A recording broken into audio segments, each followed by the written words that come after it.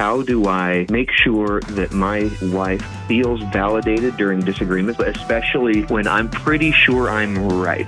There is a small pattern emerging. You took your husband protractor out and measured it. It's a very small rift.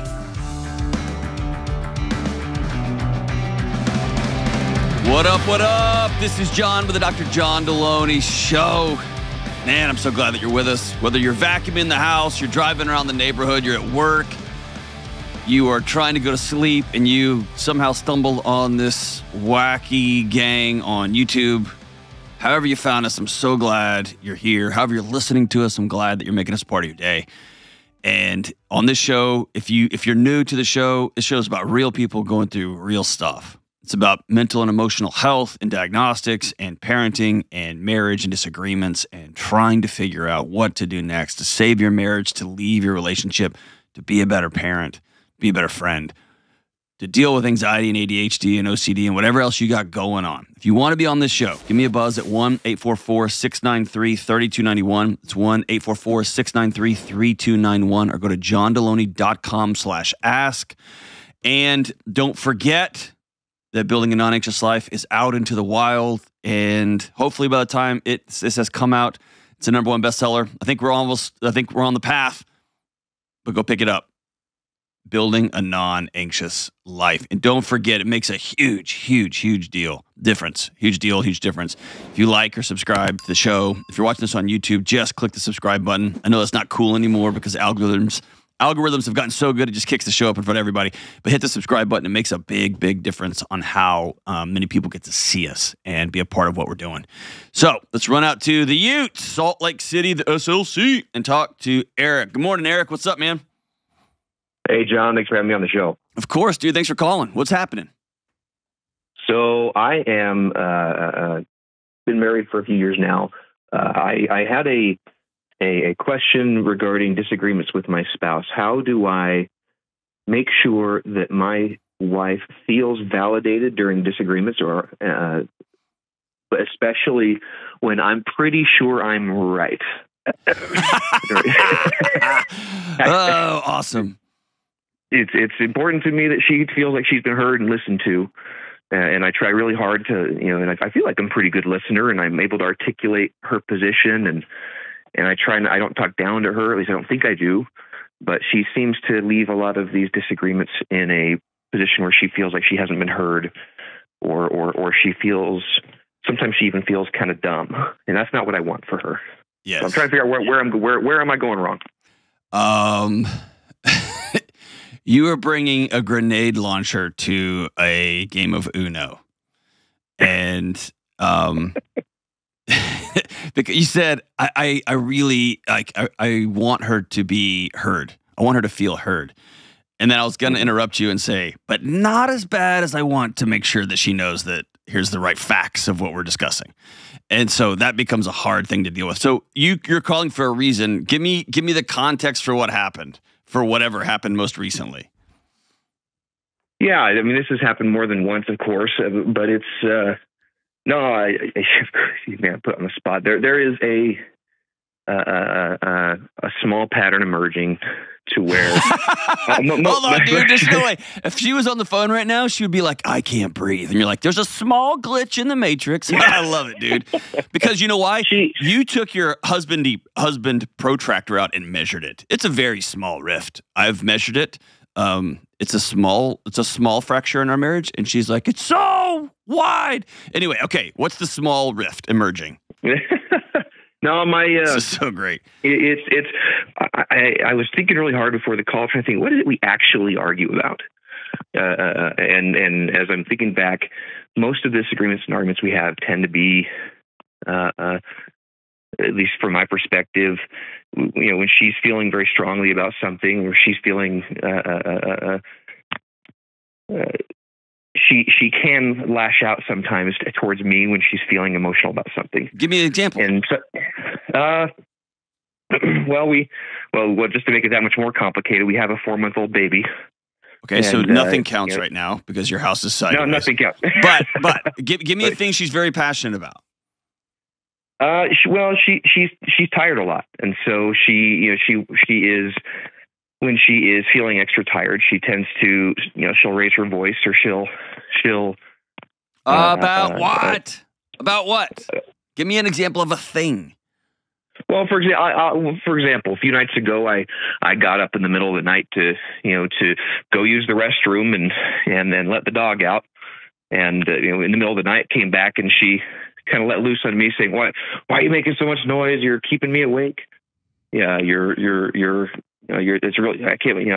I'm already so short on sleep." And she just kind of unleashes a barrage, and I'll attempt to listen. I don't raise my voice or anything, but it feels like I'm suddenly being assaulted for a very normal nightly thing, and I'm tiptoeing the best I can. I'm not sure what I can do better. And so my response would be, I get where you're coming from, but why are you yelling at me right now? Why am I being assaulted with yelling? And my guess is you immediately default, like all of us would, to a measurement of the amount of volume you just expended. I literally just tiptoed. I opened the back door. I went to the bathroom. I didn't even flush because I wanted to be quiet, which is gnarly, but it's better than waking you up. And yet, right? And so for you, It's a matter of data. It's a matter of facts. And what you... let me say it like this. First and foremost, during the disagreement, it's never a good time. At 2 a.m. with an exhausted postpartum wife who shows up in the daytime and feels so much shame that she's exhausted, yet feels so frustrated that she's exhausted and wants to be a good mom, yet is being told by every voice on planet Earth that she's not doing it right. She should be more organic or less organic, or be vaccinating, or how dare you vaccinate, whatever's going on. And she really misses the old y'all, but there's a new y'all. All that stuff is playing in. And then the fact that she's got 3 hours of sleep a night for the last 4 months. And so I don't want to equate that to a toddler, but think of it this way. Because your wife is not a toddler, but I'm going to use this similarly.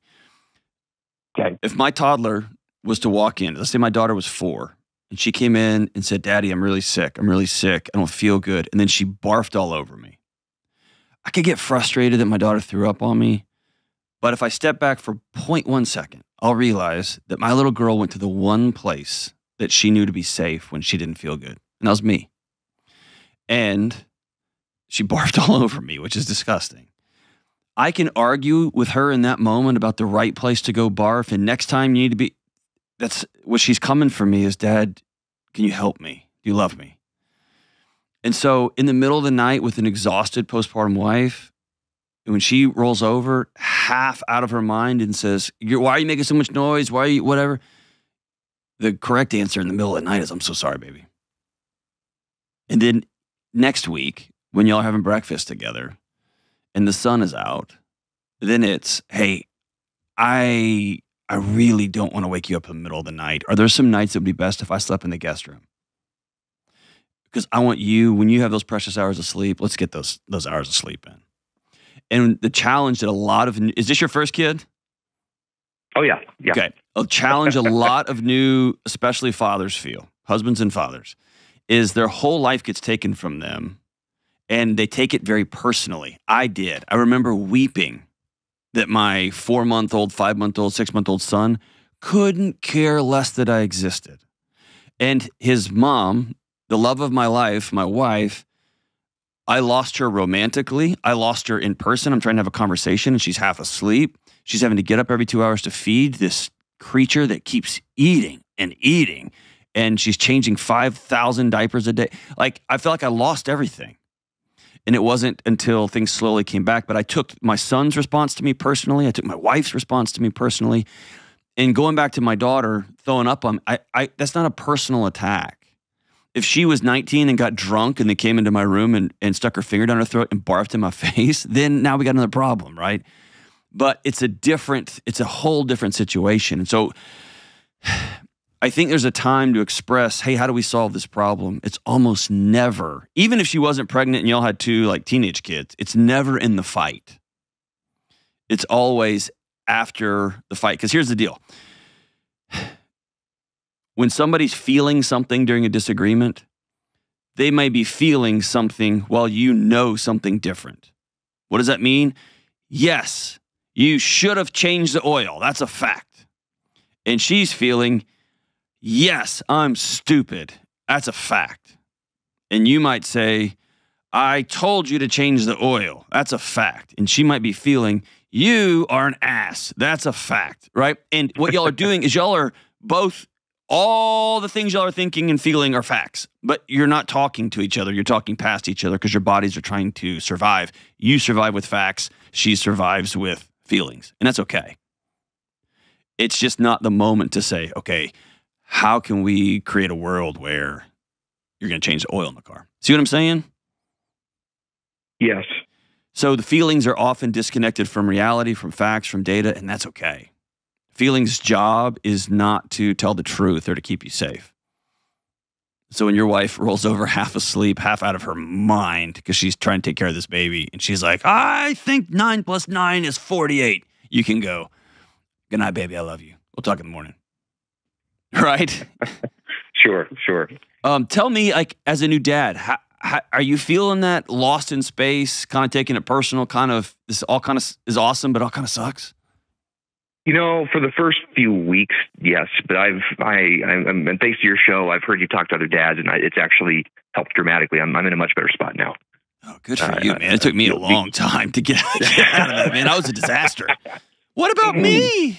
Man. No, man, my wife is a rock star, and the baby's amazing, and I'm just making it up as I go. And so I know I'm making mistakes, but I'm grateful to have the family I do. Couldn't be happier. Do you have two? Yeah, but here's the deal. You can have both at the same time. You can be just like profoundly, universally grateful for your family. You can watch your wife in action, and it's something to behold. And you can watch this little baby slowly start to make faces and recognize you and snuggle in. I mean, all that can be true, and you can miss your old days. And you can miss just making out whenever y'all wanted to. And you can miss just going to bed and going to sleep. You can miss all that. All that can be true at the same time. Do you have a couple of guys that the first time I didn't have this and I watched my wife have it and it saved me the second time? Having a couple of guys that you literally ask, hey guys, y'all have 3, 5, 7 kids down the road from me. I don't really know what's going on. I'm going to text y'all, and I'm going to text y'all 24/7, 365. I need some right spot on wisdom whenever I text. Do you have that? Up until recently, I've not had much of a posse at all. I've been really working hard on changing that. And recently I've been developing a few new friendships, but I don't have anything, really deep rooted yet. Okay. But I suspect that if I were to ask these guys, they'd probably be cool with that. I think I can think of nothing cooler than one of my buddies to reach out and say, hey, you're going to be on my list of 3 that I'm going to text at 10 o'clock at night when I can't get this baby to sleep and or there's a weird rash. I'm going to text you guys. And, or when I think my wife's crazy, I think my family's crazy and I'm running for the hills, I'm going to text you guys. And probably 3 out of 3 of your close buddies, if you texted them in the middle of the night the other night and said, my wife's all mad that I'm making too much noise, they would be like, bro, just go in the guest room and go to sleep. Like, this is not the moment to take your stand, right? And I think there's something powerful about sitting down in front of your wife and saying, honey, I want to be the best husband I can be, and I know you're so tired. I don't ever want you to feel like I'm waking you up in the middle of the night. What if on those rare nights I slept in the guest room? Or if I do have to get up, I'm going to go back to bed in the other room, or I'm going to go back to bed on the couch, because those hours for you are precious and few and far between. Probably what she's going to say is, you're not waking me up. I'm so sorry. And then y'all can navigate what happens there. Or she might say, good, sucker, go to the couch. And then, hey, you've got your answer, right? You've got your answer. Yeah. I think the meta here is this. Don't try to solve disagreements that aren't about safety. If there's one about safety, like, we got to get out of this building now. I don't think so. Okay, we're going to fight right now because we have to get out of here because there's a safety issue. But if it's a matter of you should have changed the oil and suddenly she's overwashed in shame and feels stupid, and here comes her husband telling her the facts again, And the only way she has to defend herself is to call you stupid and you're overbearing. That's not the moment for, every 3,000 miles, except for unless you're using synthetic and you can be 6,000. It's not the moment for that. In the middle of the night with an exhausted mother who's just amazing, just trying to hold her sanity together with duct tape and string and a few rocks and pine needles she found out on the sidewalk. Yes, she's just going to get upset with you in the middle of the night if you even breathe wrong. And so cool. Let's solve that problem when the sun's up, when we're on the same team, when we're both having a cup of coffee in a shared moment, that beautiful shared moment that you can have. Hey, I don't want to wake you up. And again, the solution is about you. It's not about, hey, you keep getting mad at me in the middle of the night when I wake up. No, because now she's got to fight you because you just threw a first punch. But instead, it's, I don't want to hurt you. I don't want to wake you up in the middle of the night. And also, I got to pee, like bad. And so does the dog. And so what if? And then come up with a solution or two and let's see how that works out.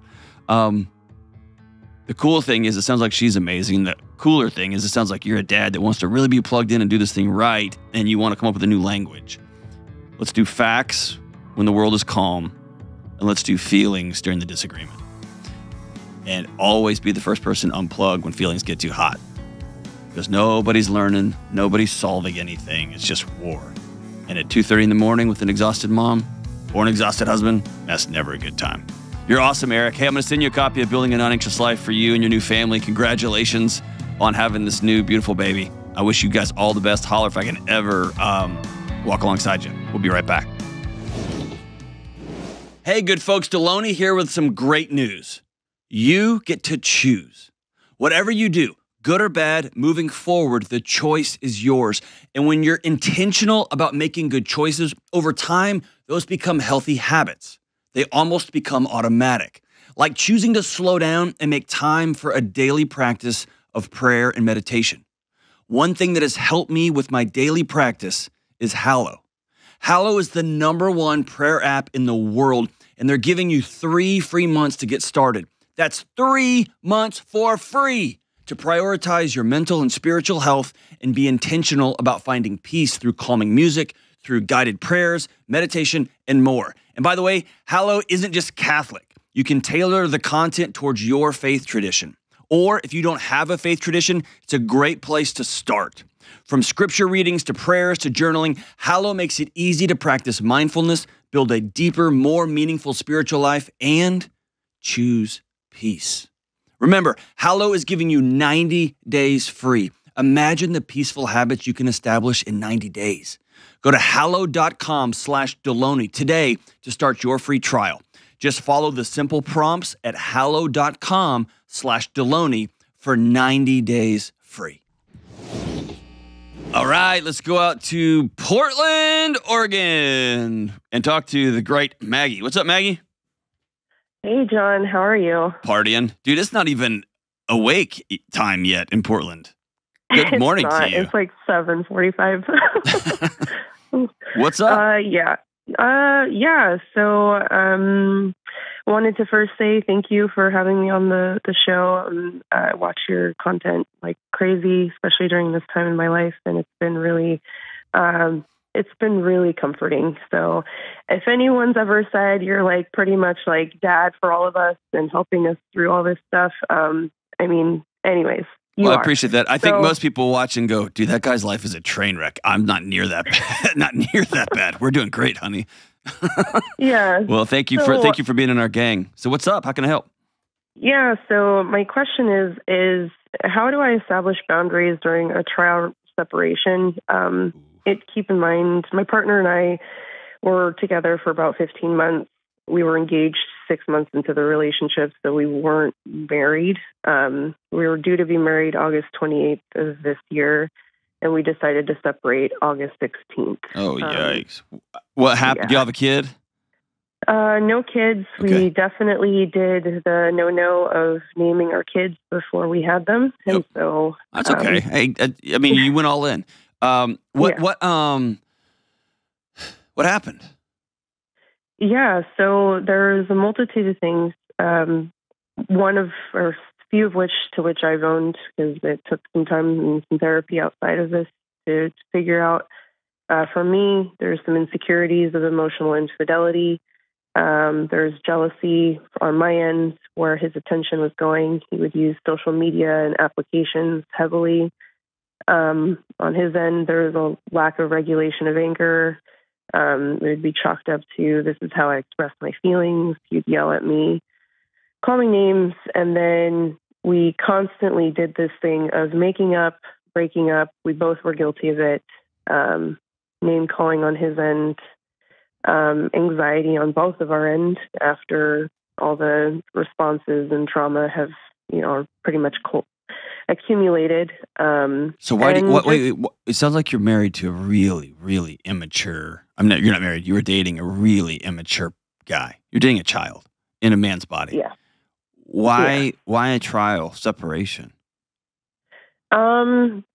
Primarily it's, if I'm being honest with you, John, I think a lot of the stuff that he would say that his rationale was I needed space. I mean, we got a house together and everything, and I moved out of the house, and his rationale is I need to get back to the things that made me happy because we both did kind of the Venn diagram, right? Mm-hmm. Our circles were right over each other. And so we had an unhealthy, we weren't ourselves, basically. And he wanted to get back to his life or his, What does that mean? More phone and more apps and more disconnection from reality? Well, it's sounding like it because as soon as we started to separate, it'd be a bunch of TikToks being sent my way. And I actually found out, we told each other we were deleting our Instagrams, and I found out through my friend that he actually downloaded his. Yeah. So he's done. He's done with you, Maggie. Yeah. He's done. And okay. I don't want to be a jerk about it, and I just want to be as direct and honest as I can. I think he's out. Yeah. Because there can be that if he actually cared. Well, I mean, there can be an unhealthy overlap of that Venn diagram, to use your picture you were drawing. There can be hey, we've been together a year. We're just being gross. We're all Dawson's Creeked out, right? It's all we're in love and it's gross and we're just I don't want to wait. That's part of the first year. Especially y'all crammed the first year of dating plus engagement plus we're about to get married, right? In the first 15 months or so. That's a lot, but man, things get out of whack. Everything is about each other, and that's kind of awesome. Right. And then there's a return to reality. I got to go work. And I also really love playing guitar, and you think my guitar playing's terrible. And so, and I like to paint, and it's I don't want you to paint me like one of your French girls, right? So, life happens, and you kind of come back that way. But I don't have to leave you. Right. You see what I'm saying? Yeah, and I think that's what's really messing with my head right now is, and I would ask him, and I owned it's my insecurity, but I really feel like it was an intuition of, well, then why are you still saying you want to have kids with me, you still want to be with me, and all these buzzwords, because he understood the emotional hook that he had in me. And hey, this has nothing to do with your insecurity. You love this guy. And he's dragging you behind his car. Yeah. And then occasionally he pulls up to a stoplight and you stand up and wipe the scrapes and mud and rocks off of your body, and he kisses you out the window, and it feels so good to be seen and loved, and then he hits the gas again and starts dragging you again. You love this guy. There's nothing wrong with you. You don't have a bunch of things to fix. He can't put down other women on his phone. He can't put down his phone. He wants to have his quote unquote old life where he sits on the couch and eats potato chips and smokes weed and plays with his cell phone, and not do the grown up thing, which is, I love you. Let's build a life together. You get a vote. I get a vote. Let's make something amazing. He's not ready for that. But in his defense, you keep showing up. Yeah. And for some reason, you think so little of yourself that you keep putting up with this. Right. My rules for a quote unquote trial separation are informed by the great Terry Real, and they have to be very specific. We are separating for a season for the following. And there has to be regular check-in time, And there has to be some rules. Like, we're not going to hook up. We're not going to date. Whatever y'all's rules happen to be for this separation. But there's got to be an explanation. Why are we doing this, and for how long? And I'm going to return on date X, and it's non-negotiable. I'm going to walk out the door, right? When you start calling me names again, right? But the way you just rattled it off, he takes his rage and anger out on you. He is verbally abusive. He may tell you he's not hooking up with other people, but he's sure engaging with them in a sexual manner on social media. You've told him, hey, you're constantly having your face buried in these screens. Makes me feel isolated and alone on the same couch with you. And he's like, I don't care. Yeah. Tell me I'm wrong. So what I'm doing is I'm pushing really hard on the other side of the teeter-totter, hoping you'll push back, and you're not. So am I closer to reality? Am I closer to truth? Or am I missing something here?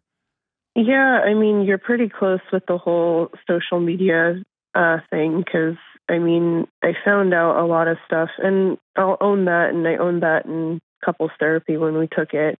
You own what? What do you have to own? I owned, well, to his thing is I went through his phone, and I found out a lot of stuff that if I didn't go to, and there's that, confirmation bias there, if I didn't go through it, then I wouldn't have known all the things that I know now. That's not confirmation bias. Yeah. That is, I was being lied to for so long, and I trusted my gut. Was it cool to go through his phone? Probably not. But I did, and I found out a whole bunch of stuff. That's not confirmation bias. Okay. Confirmation bias is you so badly wanting him to be the guy you marry that you overlook all of this negative crap. The fact that he's left you. Behavior is a language. He's told you very clearly, I'm done with this. I want my life. If you want to weasel into little parts of my life, I'll have you, because I like making out with you. And, I like it when you pick up the dinner tab. But when it comes to building, confirmation bias is you throw all that away and you just think of the one day a month when he's really sweet to you. And you're like, see, he's loving. Right. Okay. That is confirming this one thing that you want so badly to be true. You're so biased towards he's a good guy and I want to marry him that you throw away all the bad stuff. That's confirmation bias. Going through his phone and finding out he's cheating on you is not confirmation bias. That's reality. And that sucks. You have nothing to own. Nothing to own. Other than I should have told you I don't trust you. I want to see your phone. Right. And he should have, because he's engaged to you, been like, I don't care. Here's my code. Right? Yeah, that definitely didn't happen. I mean, he gave me his code, but it was like a trust of I'm not going to go through your phone, kind of an assumption you're not going to go through my phone, but we're going to have each other's passcodes. But this is a whole other call, but I'm super weirded out by that. Yeah. I don't know.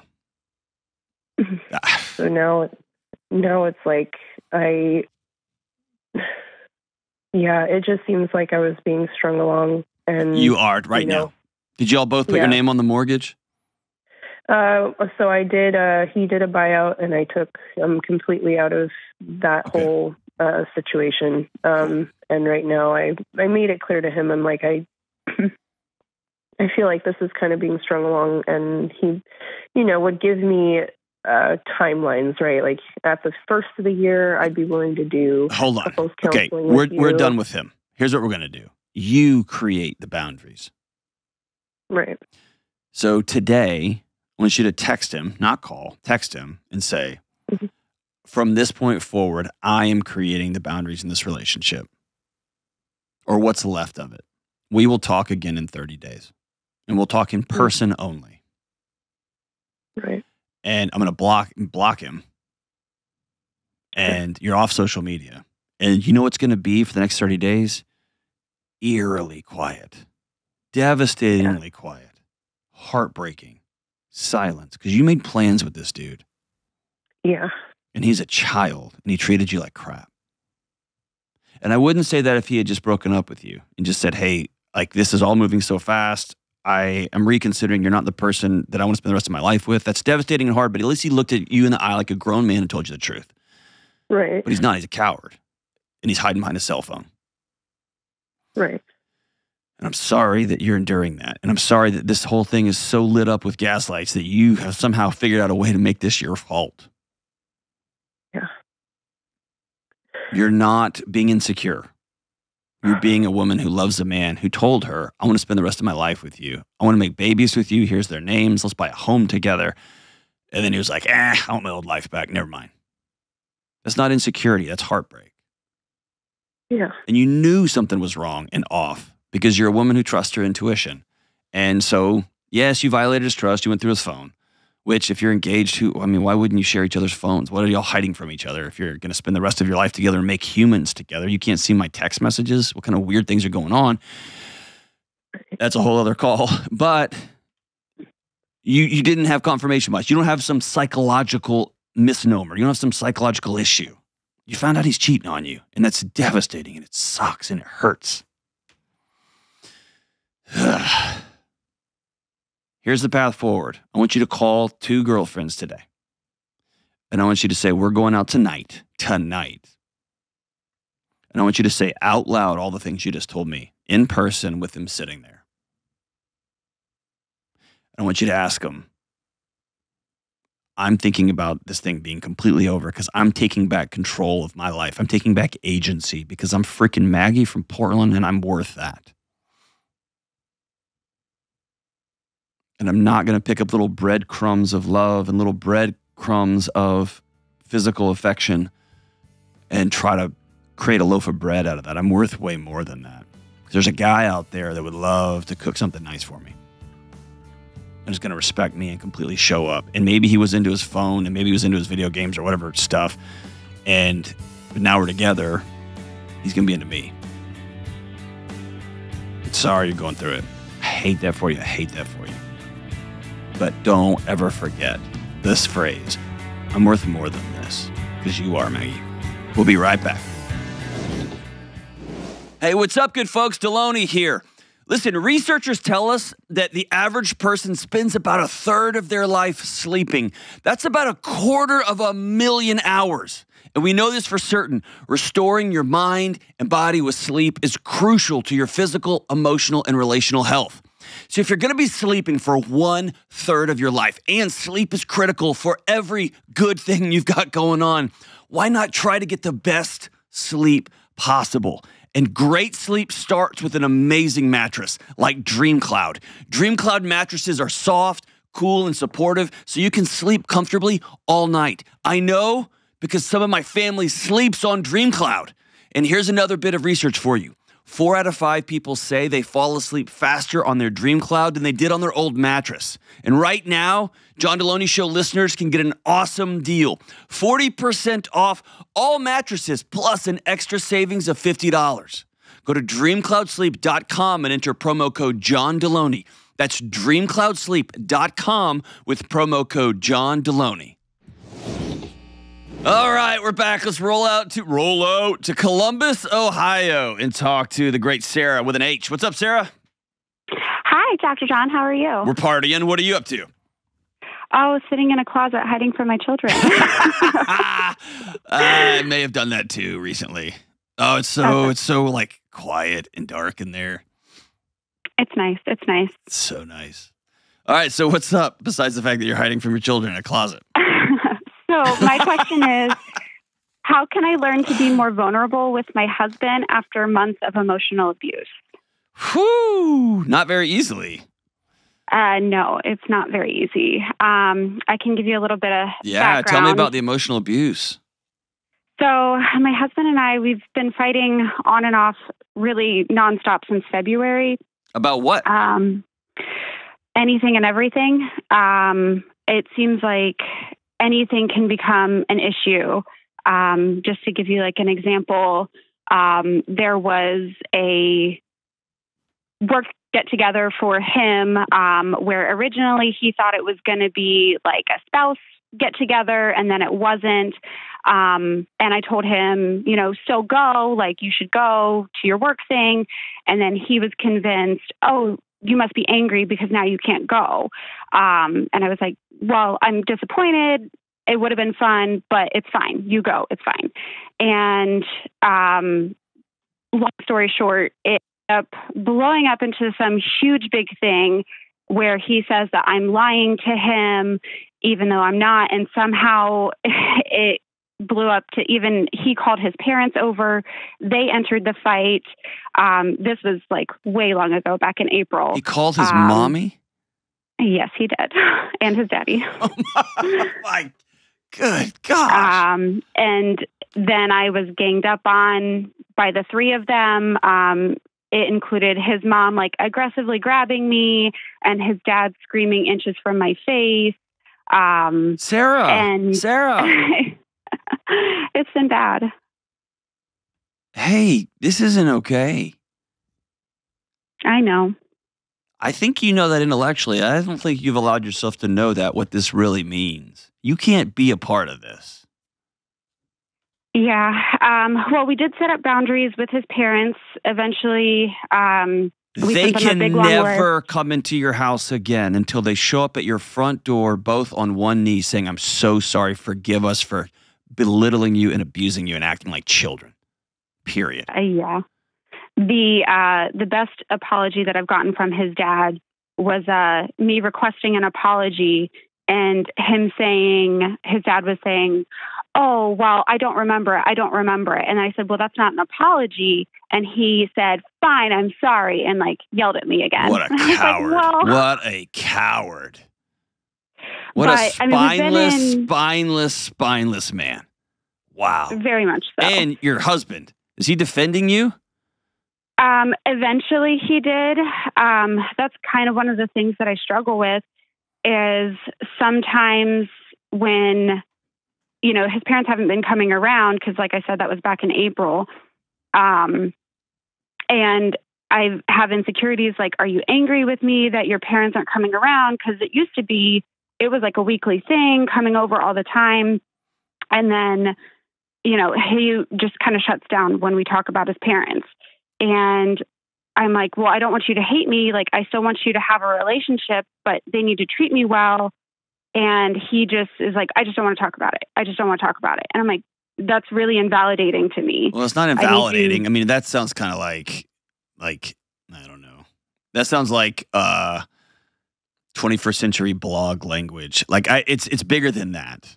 He got his cowardice from his dad. Yeah. Because let me be super clear. I love my mom and dad to the moon and back. They're amazing. And if my father got inches from my wife's face and was screaming, whoo, baby. Yeah, he sat in a chair and watched it all happen. Right. My mom, I'm almost borderline laughing if it wasn't so heartbreaking. Like trying to picture my mom grabbing my wife. Well, and it was after I had just expressed, I forget how it even came up. One of the issues that we have had is me not wanting physical intimacy. And somehow that came up in it. And I was saying, you know, the reason why I don't always want it is because I've been a victim of sexual abuse. And right after I say that is when his mom grabs me. And I'm like, what did I just say? What did she grab you? What was she trying to, was she reaching to give you a hug? No, she claimed that she grabbed my arm because I was like 3 feet from her and I was talking with my hands. And she said that she was afraid I was going to hit her. So she very aggressively grabbed my arm. And I mean, I didn't raise my hand or anything. I was just like moving my hands. The whole thing shouldn't have been set up. So this sounds like a mess. So ask me your original question again, because I don't think it's the right question, but ask me again. How can I learn to be more vulnerable with my husband after months of emotional abuse? We've been going to therapy. And then even more forms of emotional abuse have come out of it. Him using therapy against me, like, talking calmly to each other is a thing that we've been working on. And he'll come to me and ask me, like the other day, I had a complete day off. The kids went to the sitter. So I was home alone, ran errands, did some laundry, things like that. Well, there were still dishes in the sink. So he comes home and he asks me, I need to ask you something calmly. Can you promise not to get mad? And I said, okay. And he asked me, what did you do all day? Oh, God, dude, this guy sucks, man. Hey, will you have him call me? Yeah. I'd love to hear that. He actually listens to your show. So he can't listen to my show because he would, well, I mean, I guess he can. He can do whatever he wants, but. He does. Okay, here's the deal. He's not on the phone and your in-laws are not on the phone. You are. And so can we have some like hard, honest, truthful conversation that you're not going to feel like I'm invalidating you? I'm sitting right here with you, but I want to just tell the truth. Yes. Okay. Truth number one. If you desire closeness with your husband and you desire intimacy, yet your body is paralyzed from historical sexual abuse, it becomes your adventure to seek healing. Is that fair? Yeah. Okay. If your husband calls his mommy and daddy, you knew that wasn't going to end well. And so at some level, there's a responsibility that you have to get you and your children and put them in a car and leave and go get a hotel room. Is that fair? Yeah. At some level, and you and I could probably pull the string all the way back, you've internalized that this is what your life is worth. This is just part of being Sarah. Taking this crap from people, and you've probably taken it from people your whole life. That's very accurate. And so the path forward is not hoping that the people that your body continues to invite into your life, right? And you've heard this saying that you marry your unfinished business. If somebody constantly was putting demands on you that were unreasonable and then holding you accountable and being abusive in some shape, form, or fashion because you didn't meet these obnoxious standards, in a weird way, your body's going to find somebody to marry who's just like that because your body wants to fix that because it constantly is asking, what did I do wrong? What did I do wrong? Why am I so unlovable? And the only way out of that cycle is not to meet the needs, because if you had cleaned the sink, your husband would have asked you something else about what you didn't do right. You've had a whole day off and you won't play dress up with me and have crazy sex night. He would have, the benchmark keeps moving, right? Yeah. And so the only path out is for you to go seek healing for Sarah. So that you can stand up on 2 feet and knowingly look in the mirror and say, I'm worth more than this, period. I will not be part of a marriage where my husband outsources a disagreement to his mommy and daddy,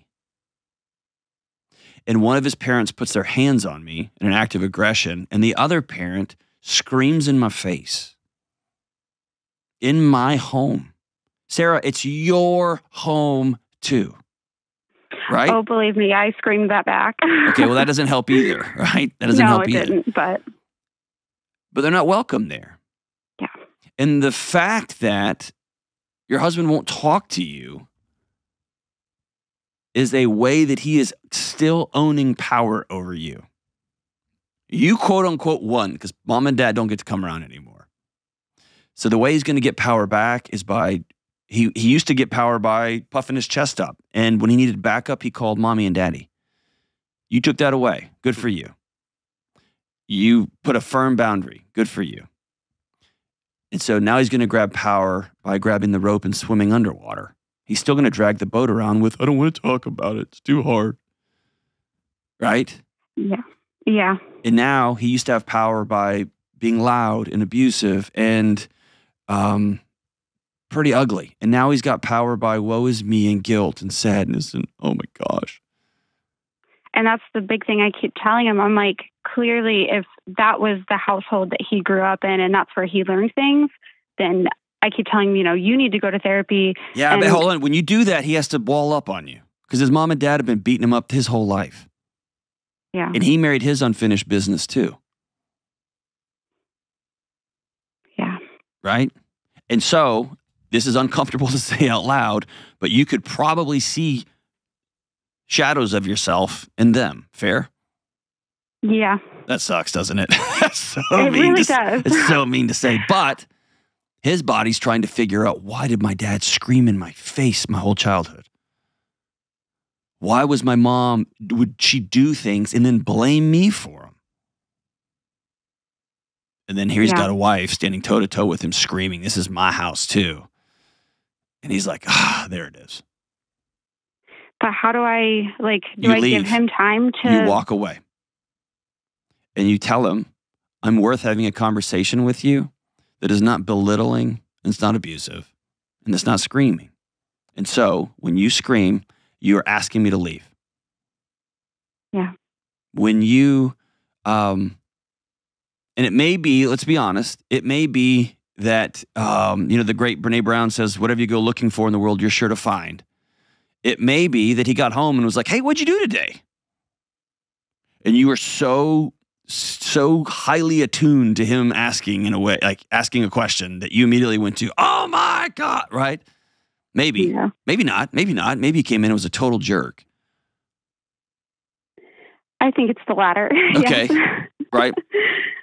But that's where we have a disagreement. But here's the deal. Yeah.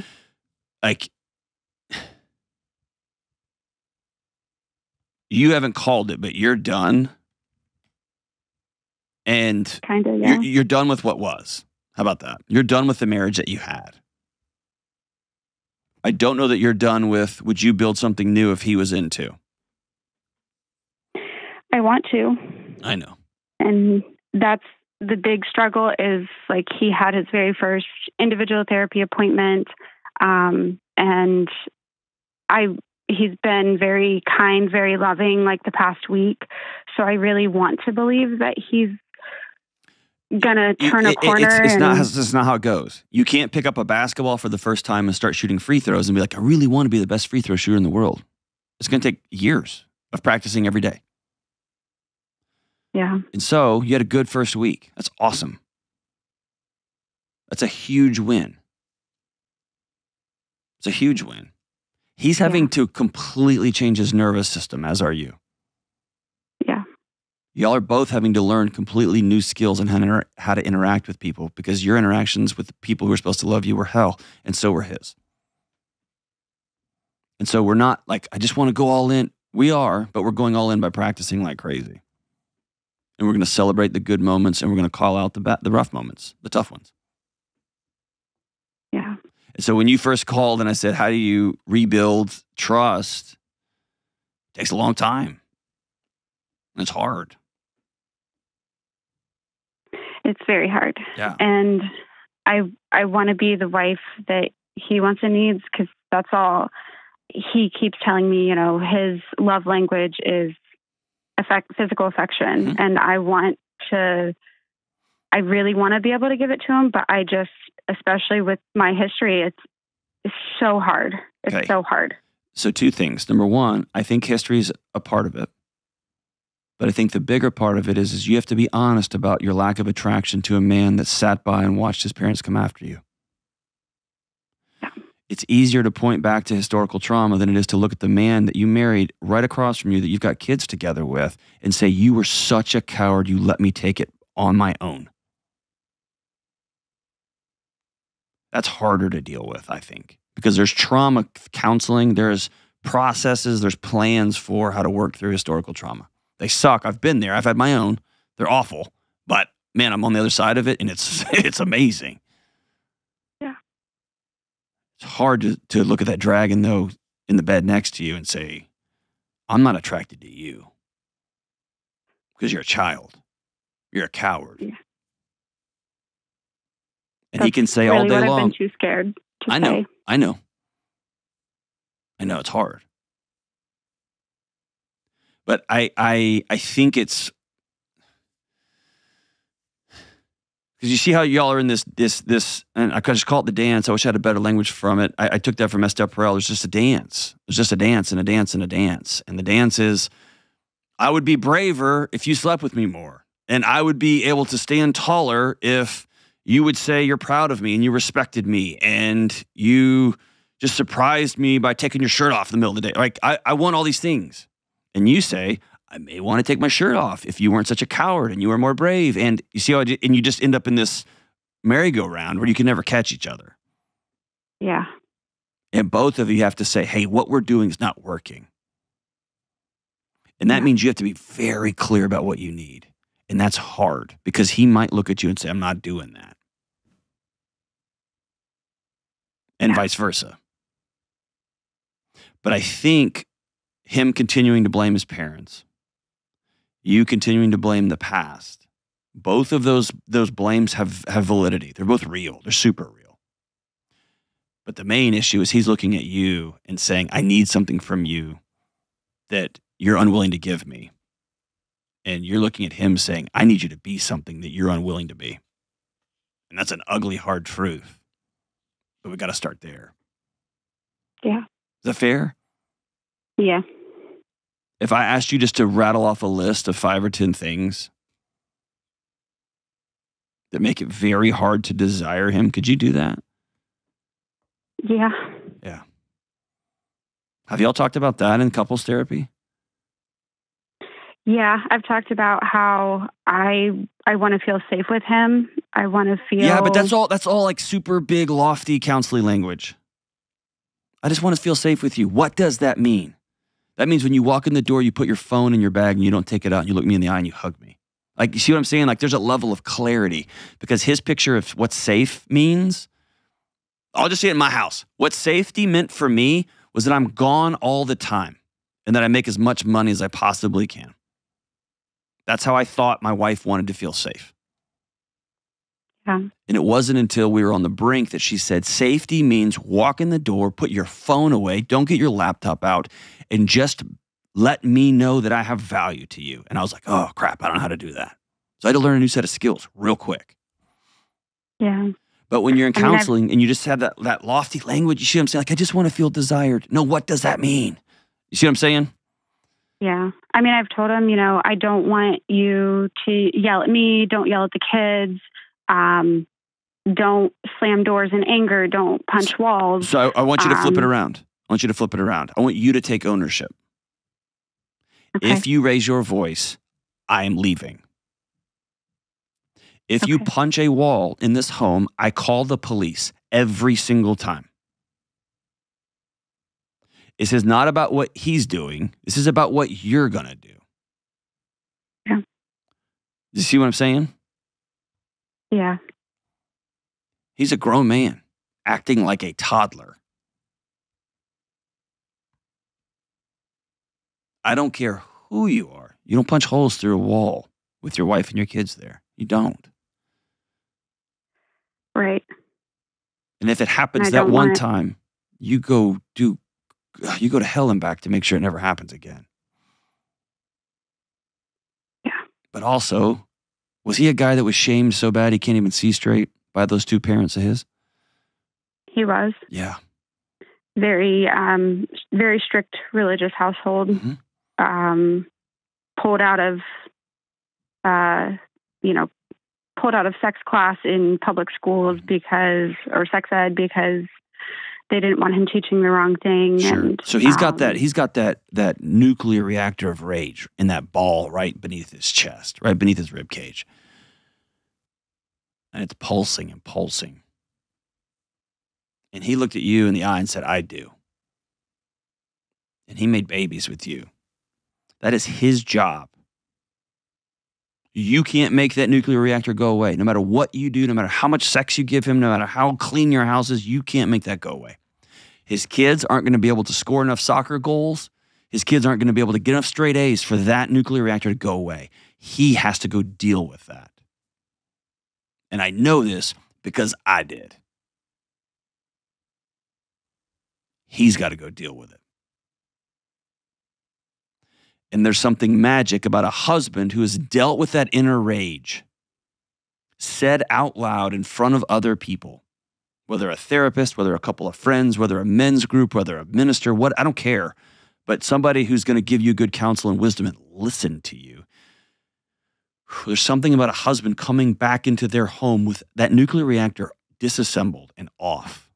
And the whole house goes, oh, that guy's safe because he's under control. He can handle business if things get sideways, but they're not sideways here because this home is warm. And then suddenly, weirdly, you're attracted to him again.